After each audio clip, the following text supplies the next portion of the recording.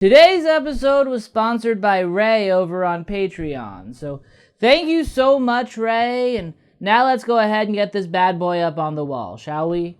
Yeah. So, yeah, there it is. Right there. RRP. Erp. And actually, I feel like congratulations are in order, because the reason Ray was able to sponsor this episode is because he just got a new job. So, hooray, that's awesome. Everyone please cheer for Ray. He probably won't be able to hear it, but I like to think that the spirit will carry its way towards him. I asked Ray if he had any special messages for me to say, and he did, but it's a little bit complicated because his special message has a curse word in it, and I'm not allowed to say curse words in the early parts of my videos, otherwise YouTube gets mad at me. So I'm gonna do like an edited version of it. So Ray's message was, "Screw you, old job, you never paid me enough." But he didn't say screw. He said another word that begins with an F and rhymes with duck.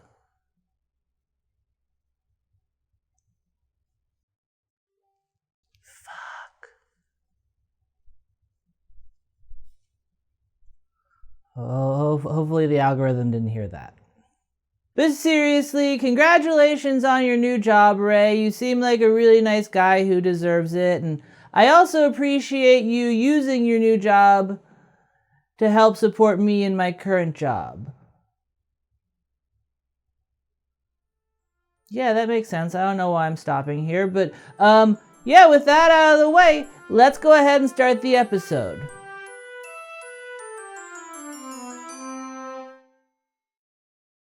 Hello, nitwits, and welcome to Knitting Time with Willie. I'm your host, Willie Muse, joined as always by my co-host, Knitkalis. And if you're a person with a heart, then you probably know that there's a Barbie movie either coming out soon or already out, depending on how long it takes me to finish this video. And like a lot of people, I've been pretty excited for it for a while now. Everything I've heard leads me to believe that it's great, and I have a strong feeling that it's gonna be huge.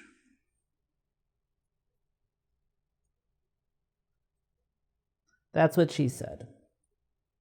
I'm so confident that Barbie fever will soon be taking over the cultural zeitgeist that a while back I went to my friends at the Drawfee show and told them that they needed to make a video about Barbies in order to capitalize off of it. And it wasn't until I had already recorded that episode with them that I remembered that I also have a YouTube channel, and I'm way less popular than those assholes, so if anyone should be appealing to the cultural zeitgeist, it's me, Willie.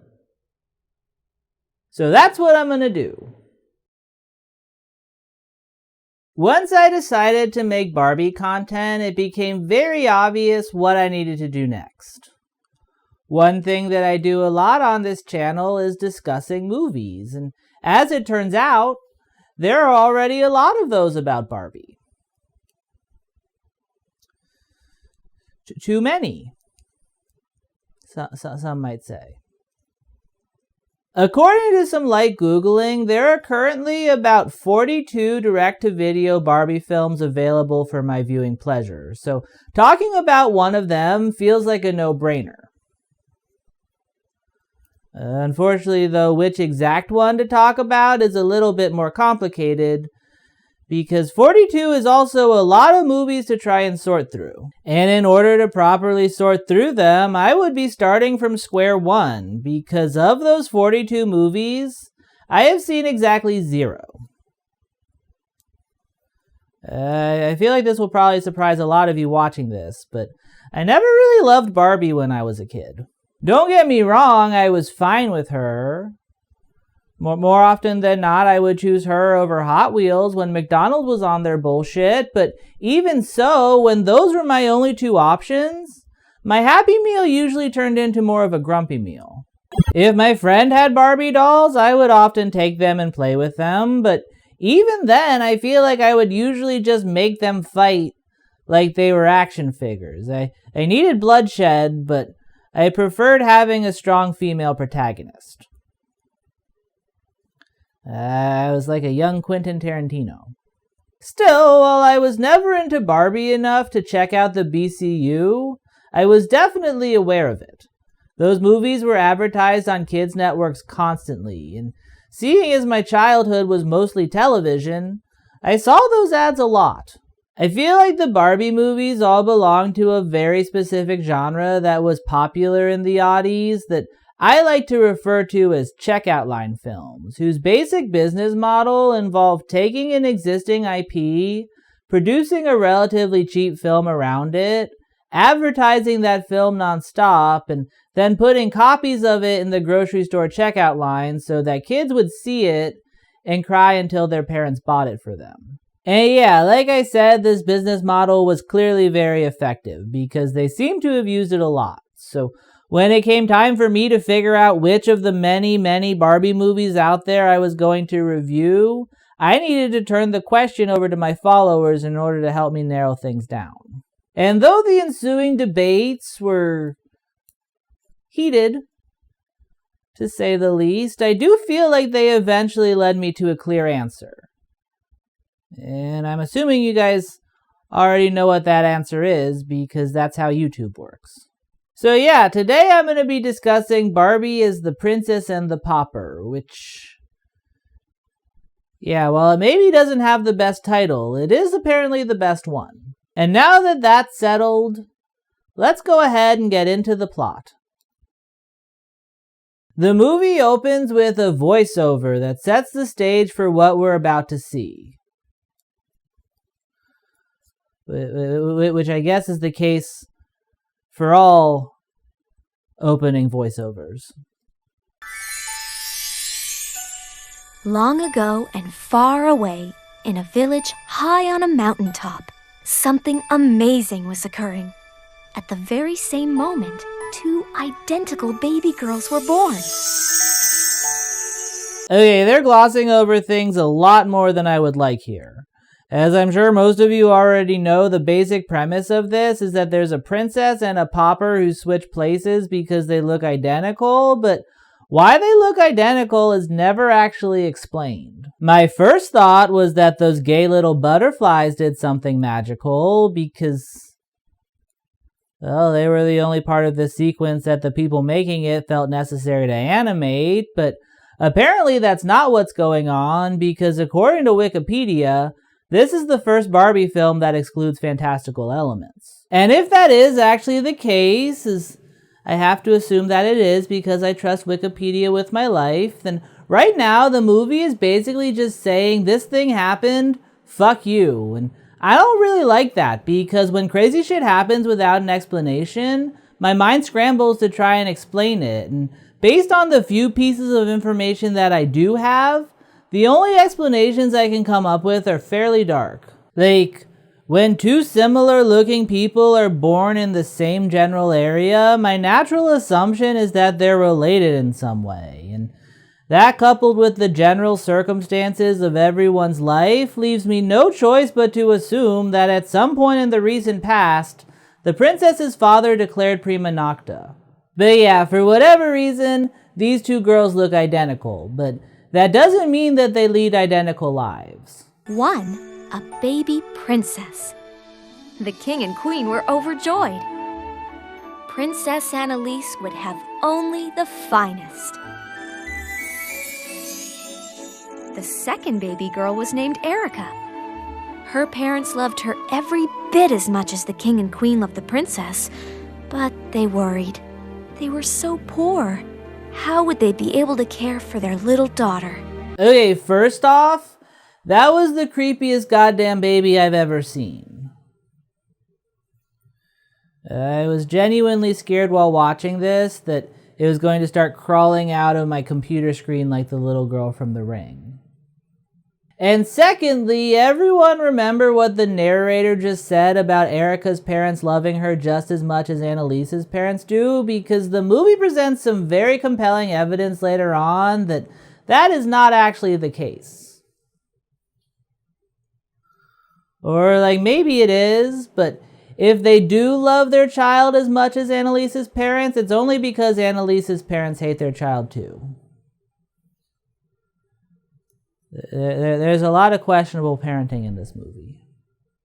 And we actually get a peek at that questionable parenting in the very next scene when we learn that the Queen is working through a bit of a financial situation. It all started at the royal mine.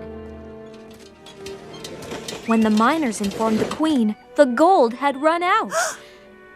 The widowed Queen was shocked. The kingdom was now bankrupt. I am not an economics genius by any stretch of the imagination. My retirement plan revolves around me selling myself to a circus, but even I know that she probably should have diversified a little bit. To rest your people's entire future on a single resource is foolish, especially when it honestly doesn't seem like they have that much of the resource to begin with. It only requires 2 people to work it. That is not a big mine. But yeah, the Queen is terrible at her job, and now she needs a way to save her own ass. She needed to do something quickly to save the kingdom. But what? And then it struck her. Nearby lived a rich young king who was seeking a wife.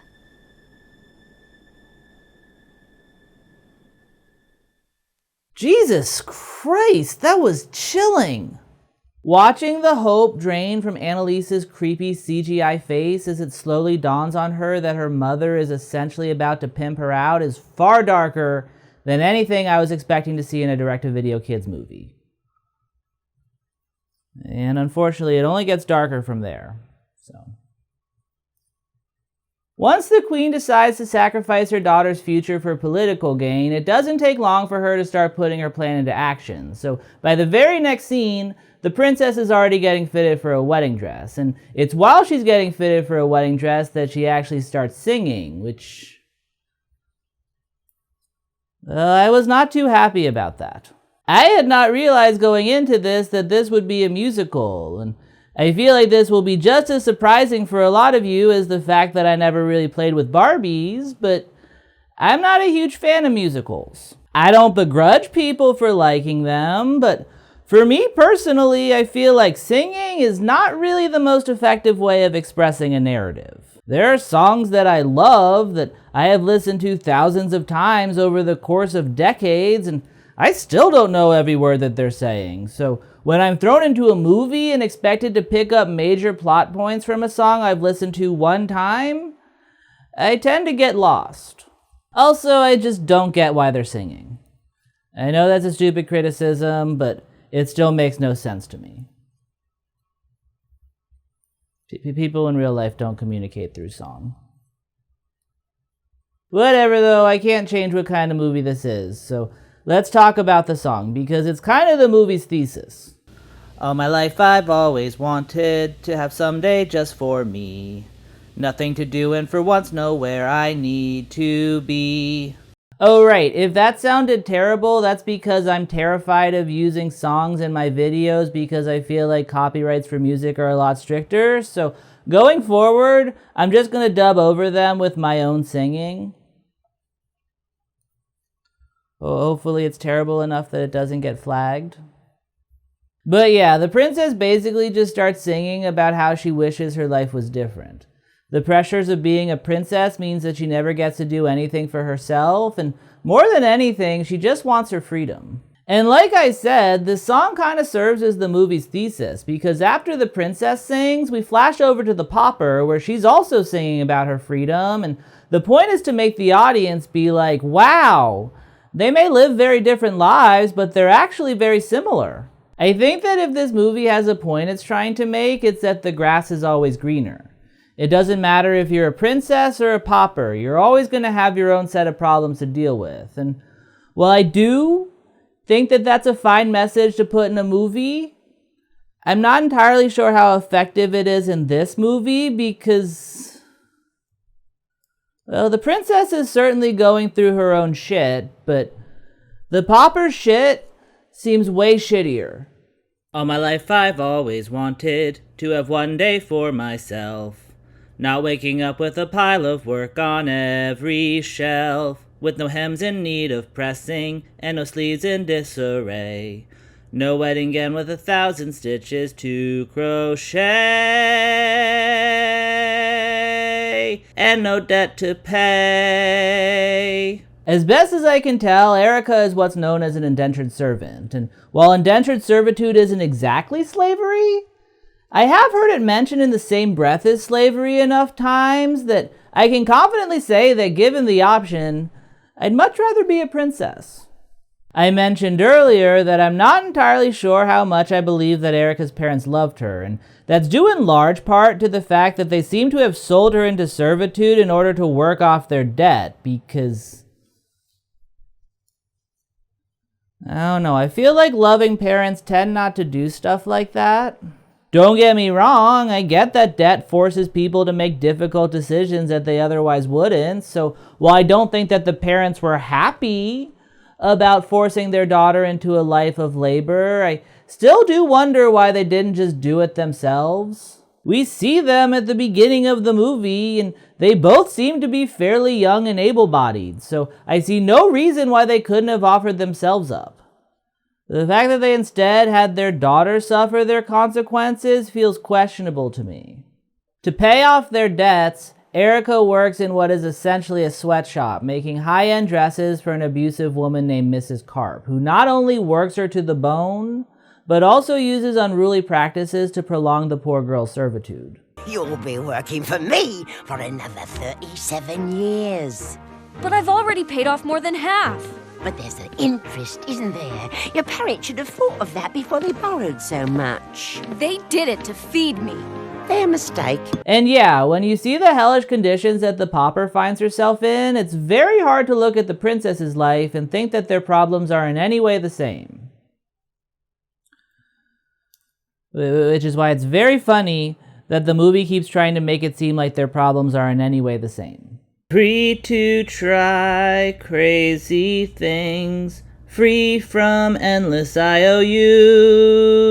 What makes the equivocations worse is the fact that I'm pretty sure that all the problems the princess sings about are things that the Pauper also has to deal with.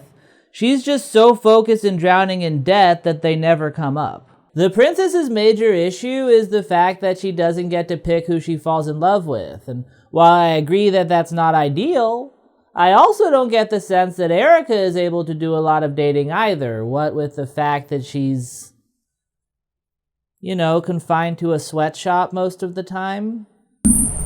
Although, to be fair, I feel like even if she wasn't saddled with debt, dating wouldn't be super high on Erika's to-do list, because her dreams involve traveling the world as a famous singer. Though I know I have so little, my determination strong. People will gather around the world to hear my song. Can I come along? Oh my god! Let her come along!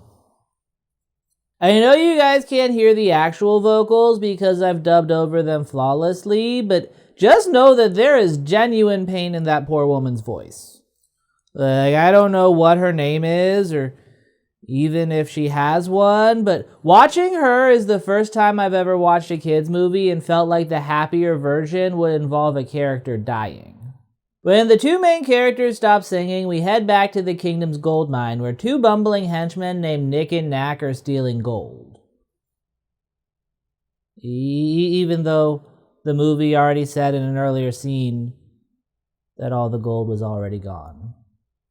As it turns out, the reason the kingdom is going broke is because someone has been secretly taking from the mine under the cover of night. And while I'd again argue that they probably shouldn't have relied solely on a single resource if it was possible for two people to steal all of it by themselves, and also that if they were going to rely solely on a single resource, they should have at least invested in some light security to guard it, this is a fun twist nonetheless. And the twist becomes even more shocking when we realize that the person behind the thievery is the Queen's own trusted advisor, Preminger.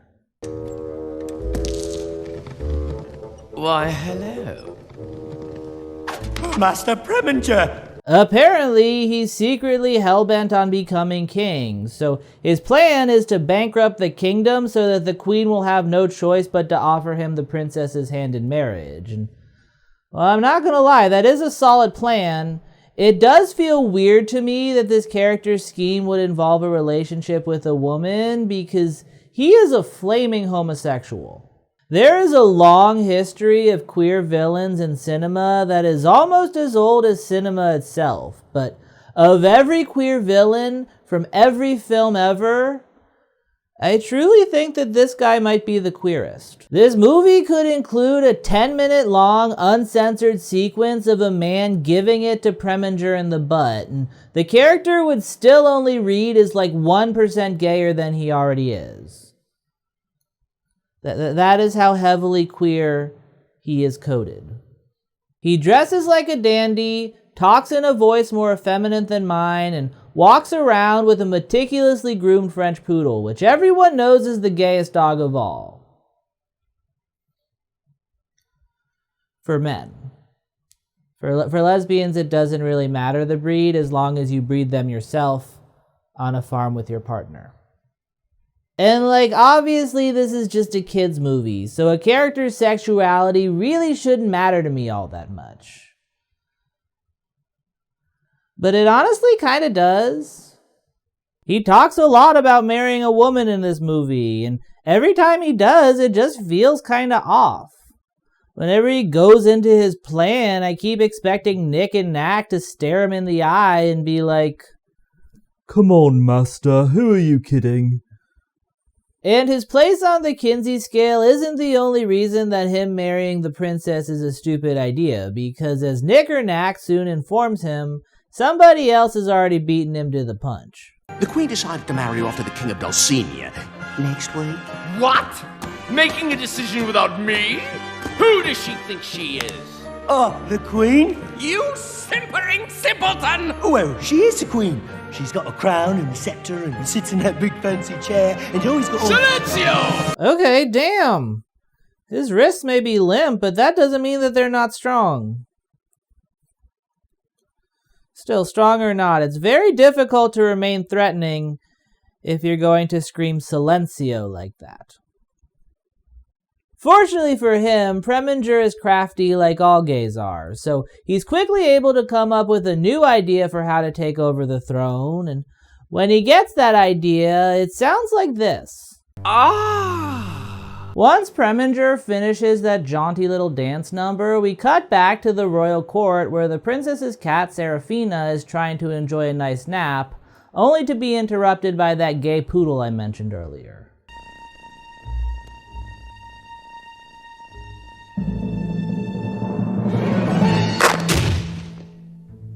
Enjoy it now, sister, because it ain't gonna be yours much longer. Oh, please.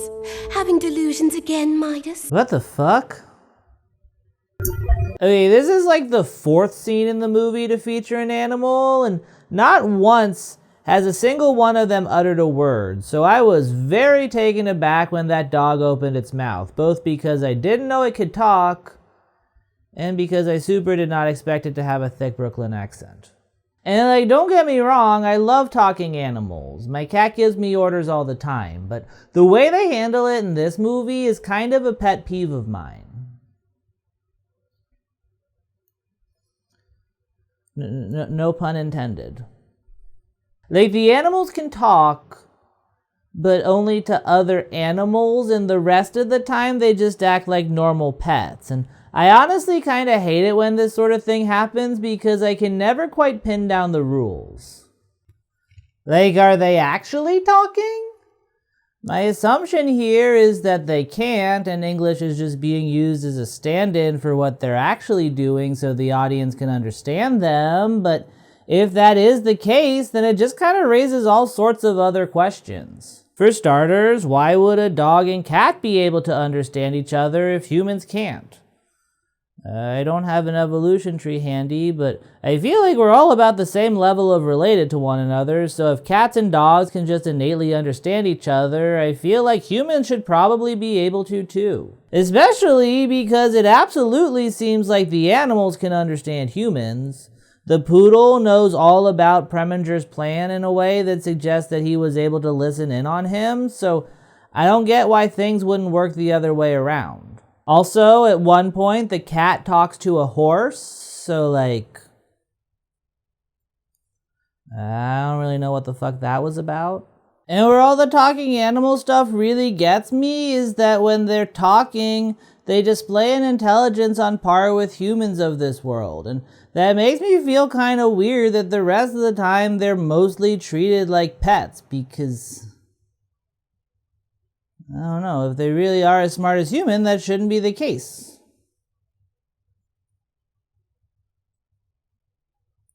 I don't know, maybe I'm thinking about this too much. After the dog and cat have that inexplicable back and forth, we head over to the princess's chambers, where she's doing what all the cool kids do to relax: identifying rocks. Come in. Julian. Perfect timing. I classified this as iron pyrite. Pretty, but not considered valuable. Commonly known as fool's gold. I feel like all good princesses have to have a hobby in order to make them seem cooler and more relatable, you know? Belle loved to read, Ariel was a collector, and even the Pauper from this movie has an interest in singing. But of all the hobbies of all the princesses from every kid's movie I've ever seen, I think that Annilise's love of rock identification might just be the weirdest. Or at the very least, it's the most specific. Also, for what it's worth, it doesn't even seem like she's particularly good at it. I don't have a strong interest in geology, but I feel like I could have identified fool's gold a lot quicker than she just did, and I could have done it without using a magnifying glass. The person Annilese is talking to is Julian, her private tutor who she's secretly in love with, which 1, hot, and 2, sad, because he's here to tell her that the king she's engaged to has sent his ambassador with a gift for her in order to start the process of their marriage. The fun twist, though, is that the king himself is also here. His quirky hobby seems to be dressing up in little disguises, so he's posing as the ambassador's assistant in an effort to get to know Annilese on a more honest level. And like, if I didn't really feel that bad for Annilese before, then I super don't now, because if her worst case scenario is having to marry this twink... I'm sure you're wondering why I disguised myself as a page.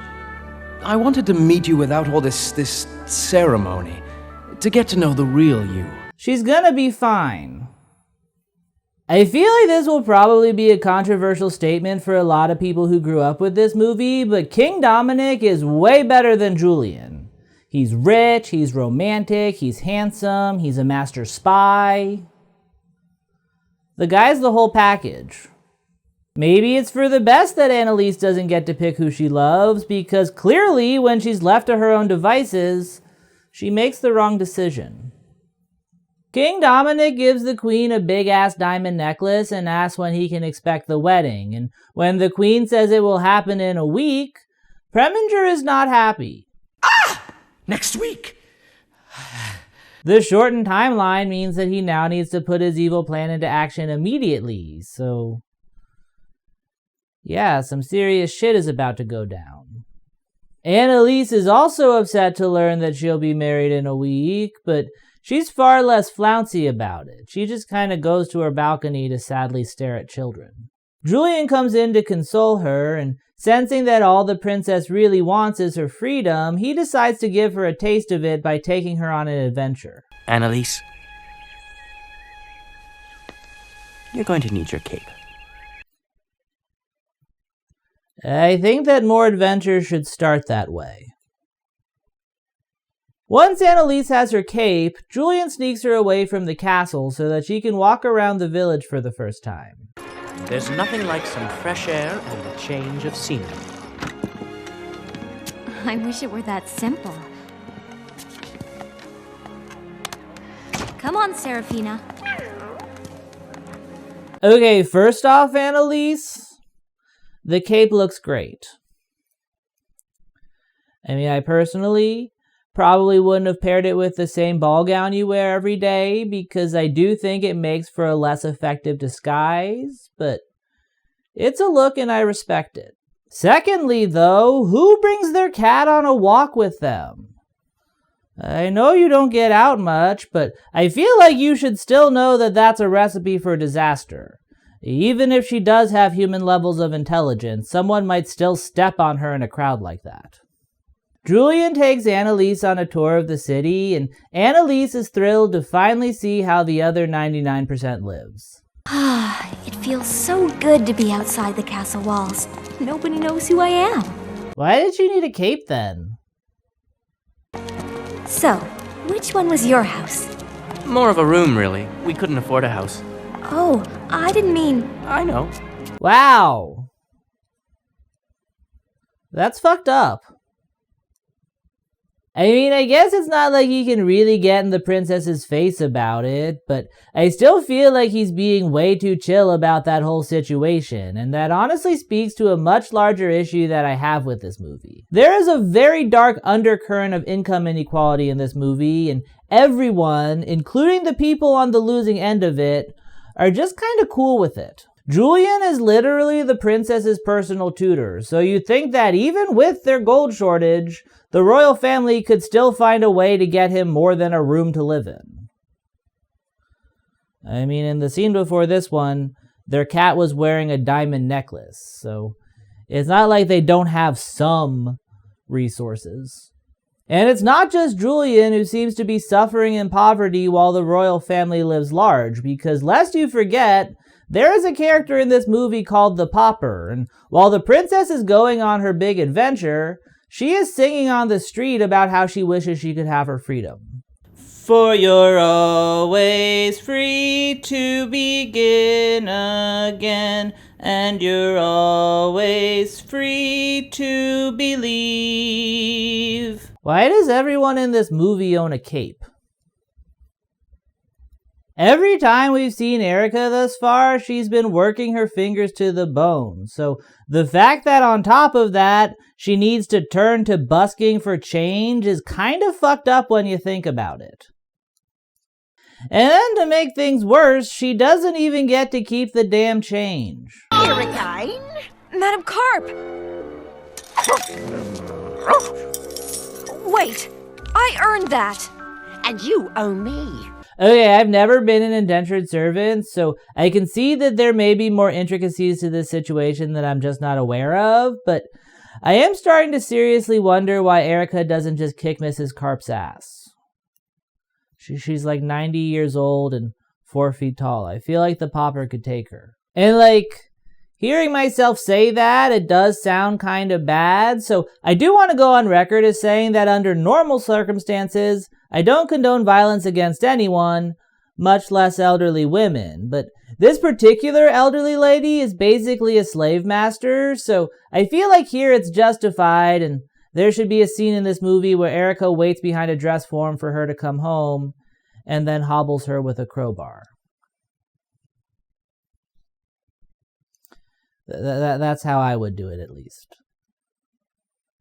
After Mrs. Carp steals Erika's change, Annilese comes in and gives her new change, and I feel like we're supposed to look at that and be like, oh, look at how kind the princess is, she gave her back her money, but honestly, fuck Annilese and fuck the entire royal family. They live an extremely lavish lifestyle on the backs of people who are being exploited by a system that they themselves are in charge of. If the movie really wanted to make Annilese look nice, they would include a scene where she had her mother sign a law banning indentured servitude in their kingdom. Or at the very least, they could stop directly benefiting from indentured labor. We learned that Annilese is a client of Mrs. Carp, and that Erika made that very elaborate dress that the princess is currently wearing as a part of her servitude. So it feels weird to me that when they meet, Erika would feel anything but extreme hatred for Annilese. Instead, they become instant best friends. The two immediately recognize how similar to one another they look, and they're both just chill with it.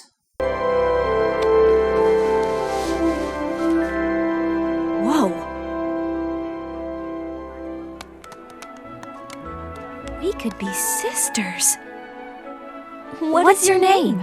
I feel like if I were to ever meet my exact doppelganger, I'd probably have a lot more questions than what's your name. Granted, my inability to identify faces, coupled with my body dysmorphia, means that I probably wouldn't be able to recognize my own doppelganger were I to ever meet him, but still. Seriously though, the two have a brief moment of what the fuck before just kind of going along with it and swapping stories about their lives, and that feels very weird to me. I feel like if this movie were realistic, the next 40 minutes would just be the two of them having a very intense existential crisis, but that doesn't even come close to happening. The only follow-up regarding this reality-shattering revelation they just found out about revolves around them checking Erika's shoulder for a royal birthmark, which she doesn't have. And I think that this is the movie's way of saying that they're not actually related, although I do still contend that it doesn't completely clear the dad of fucking around on the queen. It's never made clear which one of Annilise's parents passed the royal birthmark down to her, so it very well could be that it was her mom, and that would mean that the king could have banged Erika's mom without passing it down, because I'm assuming that both parents don't have it. Unless, of course, they're related in some way, and Annilese is the product of incest. Which, honestly, I wouldn't put past this movie. Whatever though, Annilese and Erika don't seem too concerned about the horrifying implications of the situation at hand, so rather than asking questions, they decide to instead spend their time together complaining about how hard each of their respective lives are. And while again, it does feel very clear to me that Erika's life is harder, I'm savoring a first and last taste of freedom before getting married next week. To a total stranger. At least you're not an indentured servant. the movie doesn't seem to feel the same way. It seems to me that we are very much supposed to view these two women as being exactly the same, to the point that they start singing a song whose chorus is just them saying, "I'm just like you" to one another over and over again. I'm just like you. I'm just like you. You're just like me. You're just like me. And like, if you know anything about this movie, it's probably this song. And there's a good reason for that. It's a damn bop.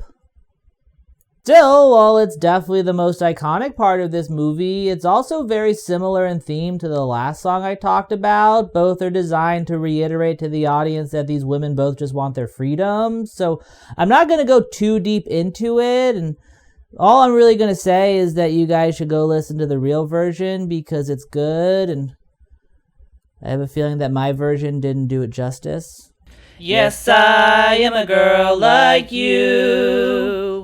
After sharing that duet, Annilese bids farewell to Erika and returns home.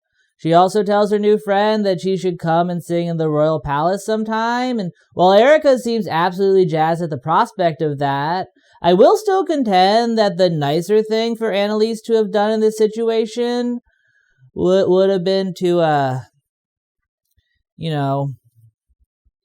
buy Erika's freedom. I don't know, maybe I'm asking too much of Annilese here, even though, again, she did just receive a very expensive looking diamond necklace that she seems fairly ambivalent towards, but if she's not going to use her immense wealth to emancipate her new bestie, the very least she could do is set a firm date for when she's going to perform. One day you must sing for us at the palace. Really? I'll send someone for you. I'll be at Madame Carp's. One day. I know an empty promise when I hear it, Erika. You should have gotten it in writing. And even if Annilese did intend to send someone for Erika like she said, she unfortunately never gets the opportunity to do it, because when she goes home, she is kidnapped in one of the most horrifying scenes that I have ever seen in a kid's movie. I've made it no secret that I find many parts of this movie disturbing, but I think that this might be the most disturbing one of all. Basically what happens is that the two henchmen sneak into Princess Annilise's bedroom in the middle of the night, which, right off the bat, upsetting. But then, instead of taking her there, they use a cat toy to lure Serafina out of the bedroom and down the stairs where they trap her in a box. They then start to basically just torture the cat by shaking the box so that it shrieks loud enough to wake up Annilese 3 floors up. And then when Annilese comes down to help her suffering pet, they throw her into a large bag and take her away to a cabin in the woods. It's a lot. The kidnapping is so brutal that part of me was honestly kind of surprised that the henchmen didn't just end up killing the cat, because I don't know, I feel like they might as well at that point. Thankfully though, they don't do that. Instead, they just throw it into the woods to fend for itself, which is where it meets that horse I mentioned earlier.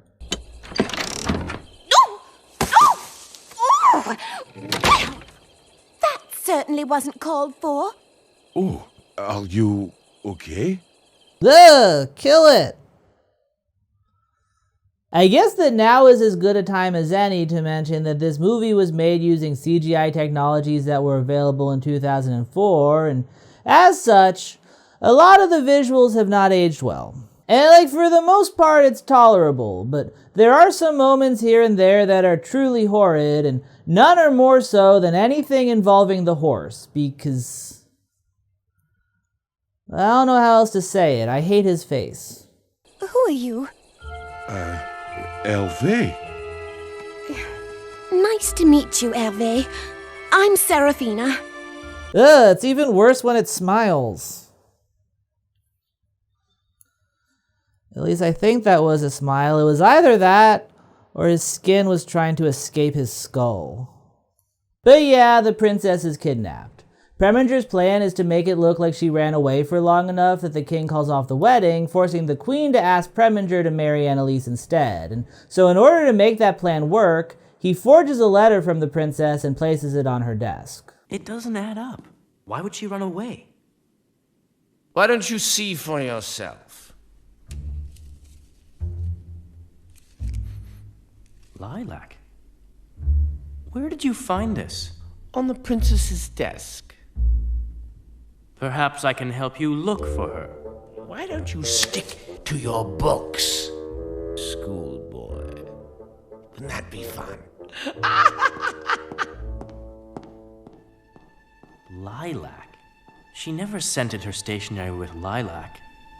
It was always rose. Okay, there are two things that I find very funny about that clip. The first of which is that Julian is able to recognize Annilise's letter by scent.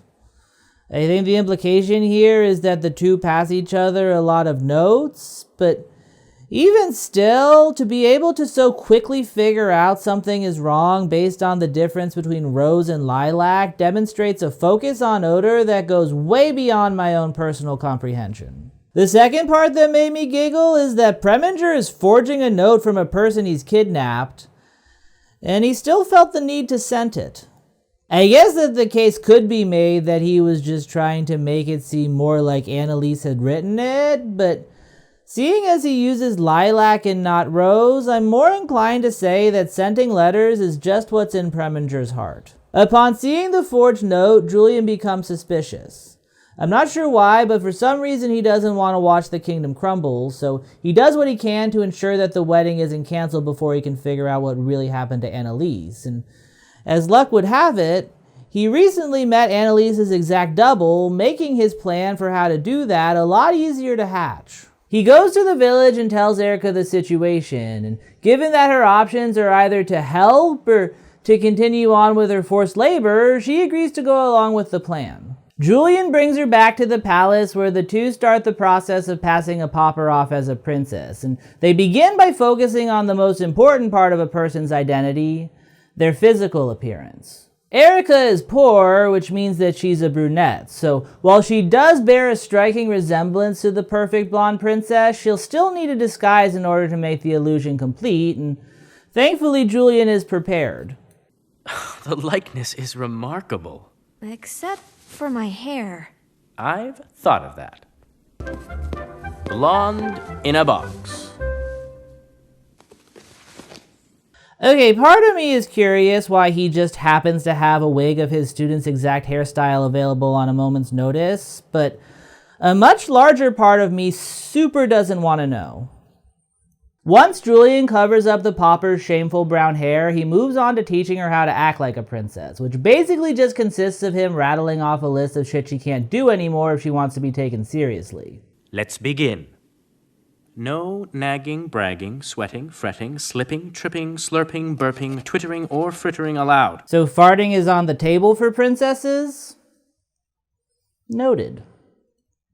Also, telling her that she can't sweat is kind of fucked up. If these recording sessions of mine are any indication, sweating is not something a person can control, and even if they could, I'm pretty sure that them choosing not to would kill them. And I know I've been kind of hard on Annilese in this video, but honestly, this scene is the first time I've come close to feeling anything resembling sympathy for her. That list turns into a song that's just a longer list, and when you hear all that's expected of a princess laid out all at once like that, it does honestly sound kind of hard. Shoulders back and tummy in and pinky out and lift the chin and slowly turn your head from side to side. I see now. Breathing gently, stepping lightly, smile brightly, nod politely, never show a thing you feel inside. Glide. To be a princess is to always look your best. To be a princess is to never get to rest. Never resting and never showing how you feel on the inside ever are two pretty big asks. Although, not gonna lie, that glide part does look pretty fun. After listening to that 2-minute long song, Erika learns everything she needs to know in order to be a princess, so Julian takes her to the queen's court to pass her off as Annilese. Thinking that the princess has returned, the ambassador calls the wedding back on, and everyone is happy. Well, everyone but Preminger. I must be off to see to the arrangements.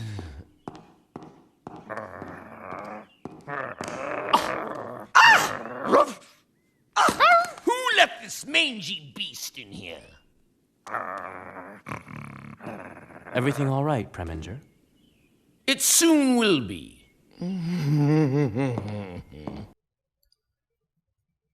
I feel like the movie should just call him the F-slur at this point. By biting Preminger, Erika's cat shakes a little twig loose, and Julian recognizes it as a clue to the location of the missing princess.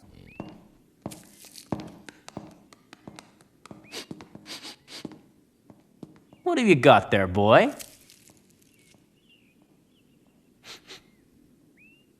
From a silver fir tree. What's Preminger doing in the western forest? Okay, what is it with this dude and smelling shit? No judgments, but I'm starting to suspect that it's a fetish at this point. He's right though, she is in the western forest, although she's not there for very long because while all this is going down, Annilese is plotting her escape, and her plan is... well, it's creative to say the least. Help! Help! Please, help me! Yes, Your Highness? What is it? Hurry!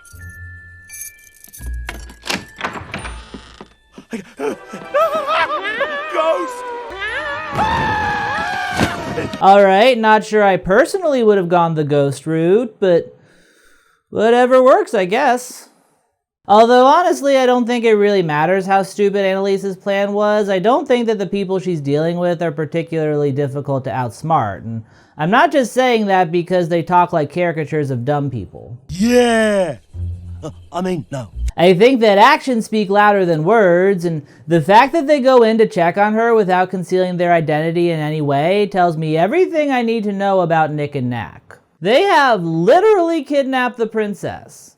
Monarchs have dealt out unspeakable punishments for way less, so the fact that Annilese now knows what they look like and can identify them means that they are screwed.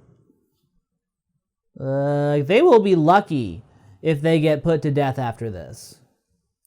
After Annilese escapes, Preminger comes down to the cabin, and he's not very happy to learn that he no longer has a hostage, although Lucky for him, that's not the case for very long, because Julian tracks down the cabin using his super smelling powers, and Preminger just kidnaps him instead.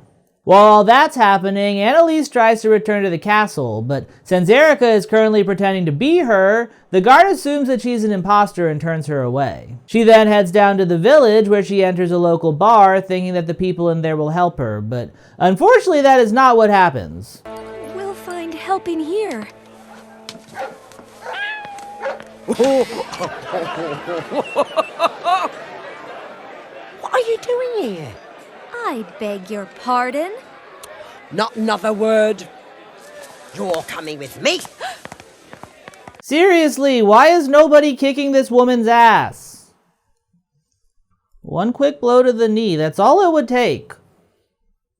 Mrs. Carp confuses Annilese for Erika, takes her back to her shop, and locks her in to work through the night, leaving her susceptible to all sorts of triangle shirtwaist fires. Out of options, Annilese attaches a note to Serafina along with a ring to prove her identity and sends the cat over to the castle to find help. And yeah, then she just kind of chills in a sweatshop for a bit. And while Annilese is suffering as Erika, Erika is unsurprisingly having the time of her life living as Annilese. Your breakfast, Your Highness. Really? In bed? As always? Oh, yes, of course. Thank you. Look at all this food. Yeah, look at all that food. Hey, remember when the tutor lives in a single room? But yeah, I feel like if you were still on the fence about who has it harder, the princess or the pauper, this scene really makes it clear, because the princess's life looks pretty great. She sleeps in, she gets breakfast in bed, and then a servant girl draws a bath for her. And it's while she's taking that bath that she starts singing a song about how her cat barks like a dog and that's a good thing. And while the song is pretty good, and I think it's this movie saying trans rights, it's also another example of something that kind of bugs me about musicals. While she sings, Dominic listens in and is taken with how beautiful her voice is. And I'm very confused by that, because like, does that mean that she's actually supposed to be singing right now? The way that I justify musicals is that when the characters sing, they're not actually singing, it's just a storytelling flourish. But that can't be the case here, because her singing is a major plot point. It's what makes Dominic fall in love with her. So does that mean that every time we've seen a song in this movie, they were actually singing? Because that's weird, and it begs all sorts of questions in my mind. First and foremost, why is everyone in this world so good at improvising lyrics about their current situation? And like, don't even get me started on the duets. After her bath, Erika goes to meet King Dominic, who tells her about his true identity for the first time, and Erika falls instantly in love with him. They bond over a shared love of music, and things are happy for the pauper for the first time and ever. It doesn't last long. Unfortunately, when the cat returns to the castle, the person who finds her is Preminger. So instead of having someone come and save her, Annilese just gets kidnapped again. Preminger brings her to the mine where he's also holding Julian, and as best as I can tell, his plan is to collapse it and crush them both to death, which, yeah, sounds pretty brutal for a kid's movie. And right now, some of you may be thinking, if he kills Annilese, then he won't be able to become king, but that's not really an issue anymore, because Preminger has a new plan now. And how would you get to be king? Still underestimating me. Isn't that just like a royal? He was going to marry you. What? Now he's got a new bride in mind. Your mother is a very handsome woman. I'm not saying anything. After dooming Annilese and Julian to a horrific death, Preminger heads over to the royal court to expose Erika as a fraud. He tells the queen that he found Annalise's ring in the mine and that Erika killed her and has been conspiring with Julian to take over the throne. Cannot be. Check her shoulder. There's no royal birthmark, I assure you.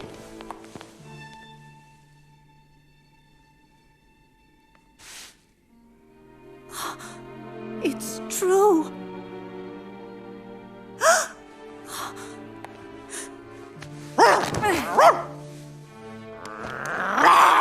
Alright, I'm surprised that they didn't just start by pulling her wig off.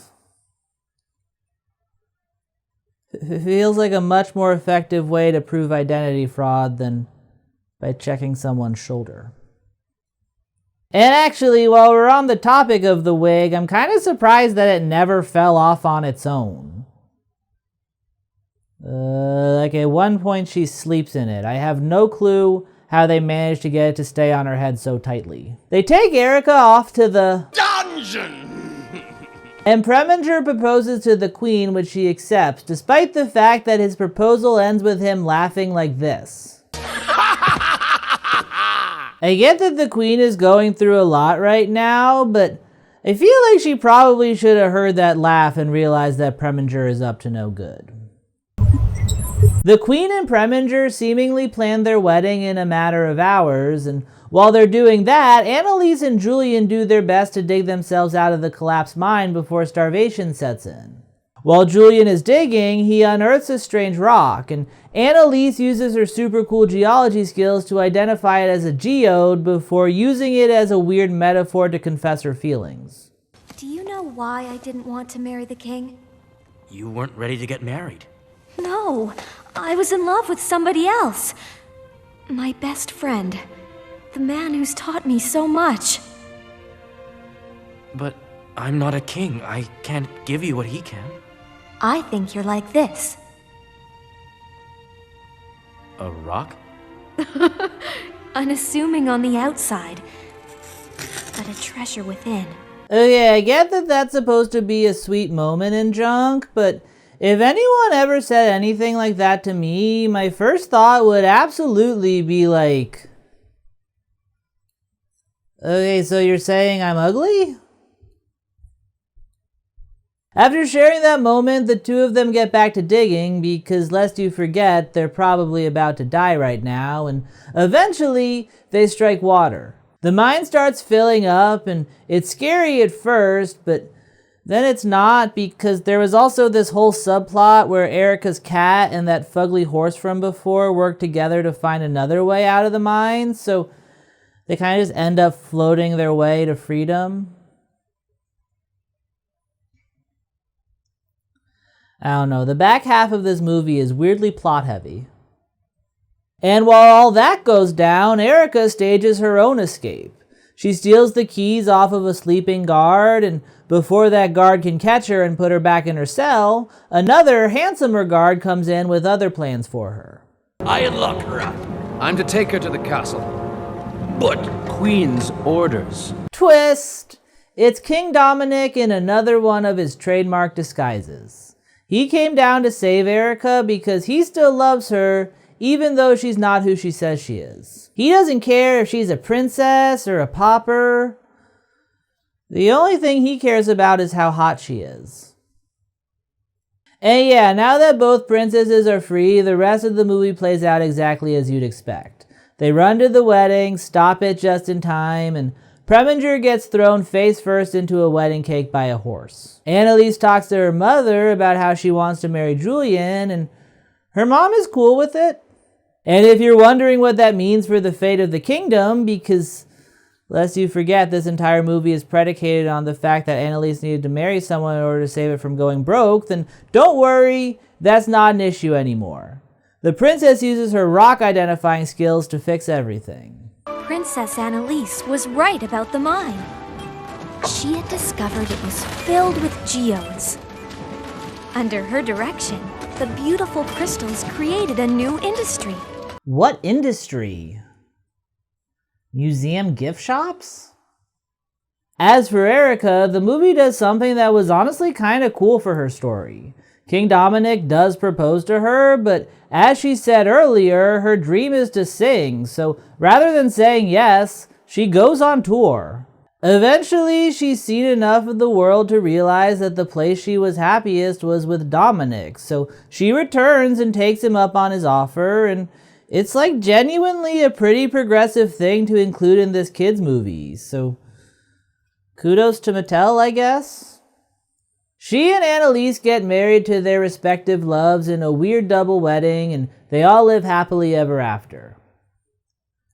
And then one day, when their marriages grow old and stale, I guarantee you that the group tries swapping just to see what it's like. End of film. No, it's way better than it has any right to be. Like, I honestly feel like Disney could have released this movie and nobody would have batted an eye. There's only one thing that I can't really recommend, and that's the animation quality. But other than that, it's a pretty great little kids movie. And honestly, even the animation is just a product of its time. I think that if movie executives were smart, they'd take this exact movie and reanimate it with a bigger budget and better technology, because I think if they did that, they could make something really good. Yes, but intentionally so. And probably more so for people under the age of 12. No. I guess I probably could have just skipped this section this time around, but I don't know. Old habits die hard. But yeah, that's my video. Thank you for watching. Please like and subscribe. And what the fuck am I doing with my hands? Like and subscribe and share and comment. And if you really want to help out, then subscribe to my Patreon or super thank me. Which, speaking of, I have a few super thanks to super thank back. So thank you to Horstwurst.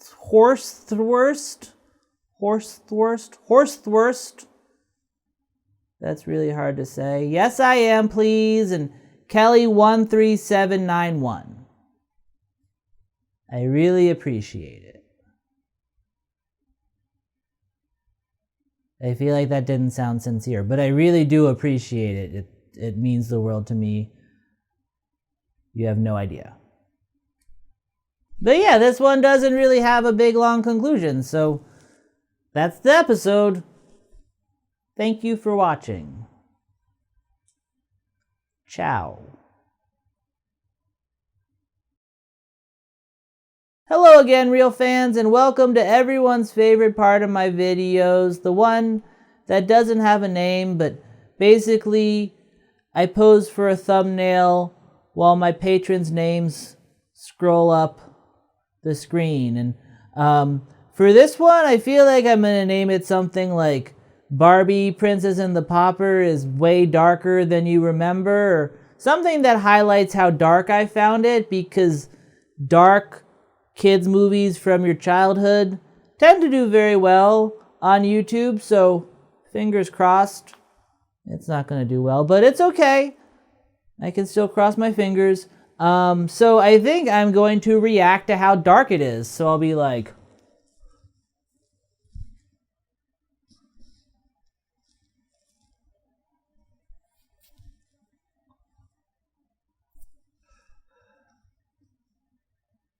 dark.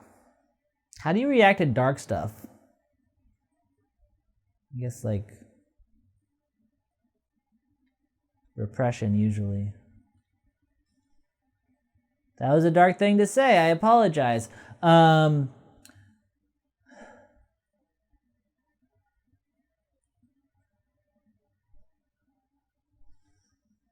See, I don't know which way to go, because it's like dark, but it's not like disturbing dark. It's more like angry dark. So I should be like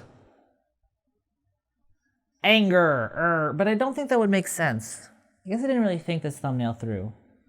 I guess I could also just act like a princess, like, woo. I don't know how to act like a princess. I'm not even gonna try.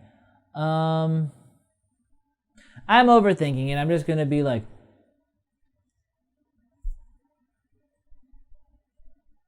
that.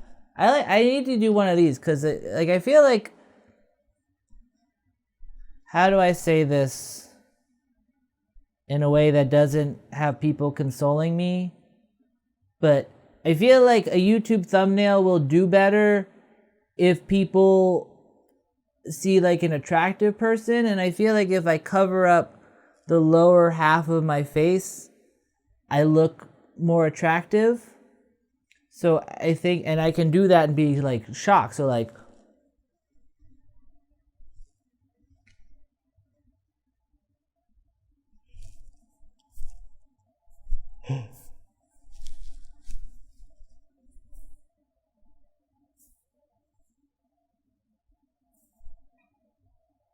my puppy's barking. Hopefully that didn't pick up.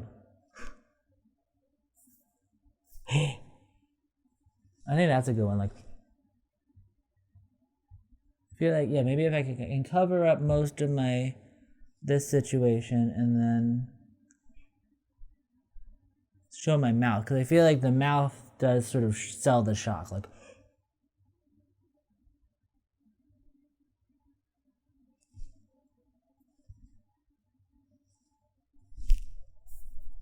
that's kind of fun.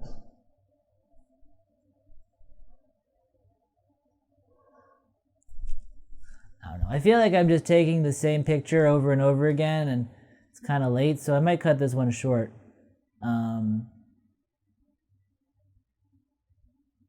Thank you, patrons.